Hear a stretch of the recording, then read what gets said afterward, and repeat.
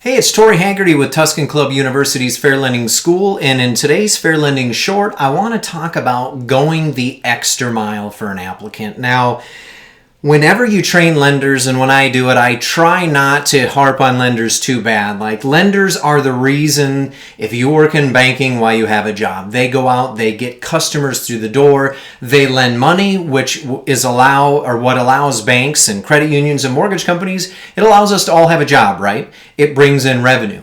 But what happens in lending is you go out of your way to go the extra mile for one applicant.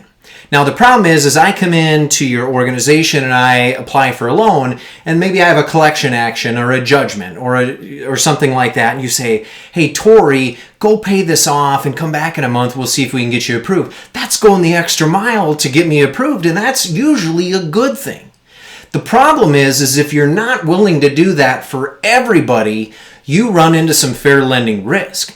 Likely what happens is you're willing to do it for one customer, but then you don't do it for another customer, and then you don't get equal treatment.